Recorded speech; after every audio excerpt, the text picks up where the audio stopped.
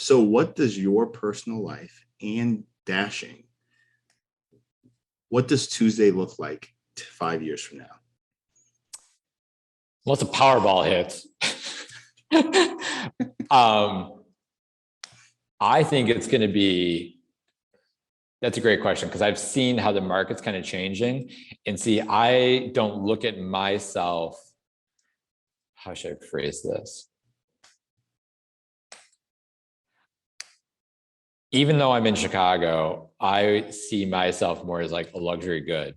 So I would love, I'm gonna put this out there, I would love to be like the Kith of these shoes, that high-end sneaker brand out of, of New York. That, to be frank, and I'm not gonna probably get knocked off and someone's gonna steal that from underneath me, but that would be my end goal. Like I would love to be able to get those young guys transitions who are only into sneakers now, who now all of a sudden are finally finding loafers because everyone's been lounging at home and not really wearing shoes, and they all want slip-ons, getting them into that stuff to keep these heritage brands and other brands like that kind of growing. I mean, I'd love to have a staff. I'd love to be able to be just generating content, in that regard, but I don't think I'm ever going to leave that side of the business. It's like, it's mine, unless someone comes in and wants to buy me out. And even then, I don't even know if I would switch it up like that, but like my goal is to have it. I mean, to be frank, my lease is 5 years here. So basically you're kind of looking a little, that's why I asked if it was 2 years or 5 years. Cause it's like, or like 3 years and 5 years. Cause to me, it's like 5 years, I could be kind of going that direction of like a luxury version of dashing that's designed out, not by me, but has that kind of like elements of a luxury store to get those guys in, whether it's in here or whether it's someplace else in Chicago or even someplace else. Right. So, that's what I've looked at it as, like 3 years, 5 years, and like 8 years, kind of where I want to be, and I would love to do other stuff with dashing, I mean, whether it's not its own clothing line and stuff like that, but just doing, lots of collaborations with lots of great small boutique businesses. I mean, at LaFaux, we worked with a lot of great people, but, Hiro from Japan made a good comment to me. He's like, I can't work with you because I'm loyal to XYZ. I was like, that's fine.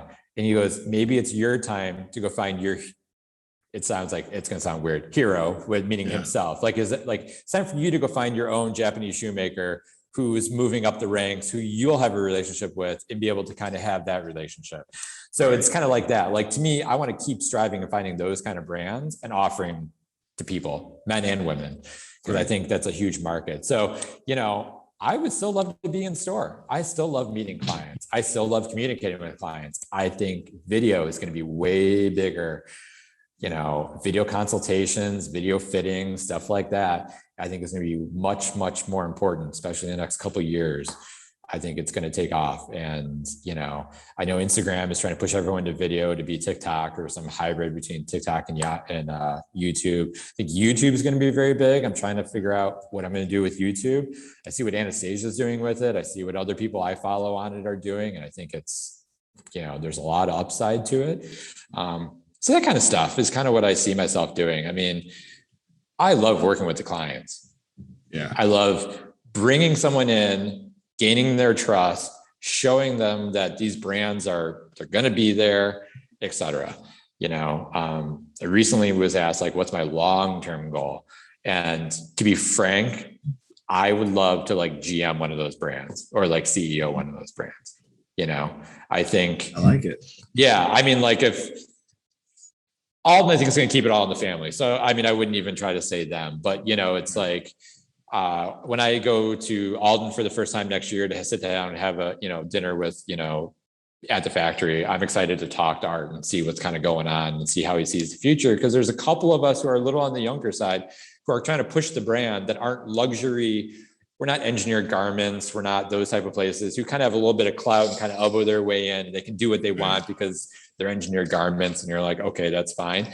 Like, there's independent guys like us that want to try to push the brand a little bit too of what they can do. And that's why it's good to have other brands. Edward Green, Alden won't do blue cordovan. Edward Green called me, and it's like, we got a whole bunch of blue cordovan. What do you want to do? It's like, yeah. But But, if Hillary tomorrow said after 5 years, she's like, I'm ready to retire. I would love you to come work for the company in some regard here in Northampton. I'd be like, okay, I'm there. I want to keep giving that to Asia, keep giving it to Europe, keep giving it to America, grow South America. Like, to me, that would be super exciting. And working with the sales staff and working with, the Asian market to just love this product and stuff like that. To me, that's the kind of thing I would love to do. But yeah, the whole kind of I joke about the Kith thing, but I look at those stores and I just visually swap out sneakers and swap in kind of these shoes are more of a hybrid between these shoes and more casual heritage stuff in regards to Ranger Mocks and kind of Ivy style stuff. And I'm just how cool would that be? To walk in and be, it's you got a whole ceiling of indie boot mock-ups, how they have when it's all Air Jordans or the Air Force Ones. When you see a whole ceiling of Air Force Ones, how cool would it be? A whole bunch of indie boots done like that. Stuff like that. Then I'm that's kind of cool, and I think that would be a way to get that kind of people in and find out where New Balance is in 6 years and kind of how it kind of melts into this stuff or stuff like that. So again, it's kind of grandiose.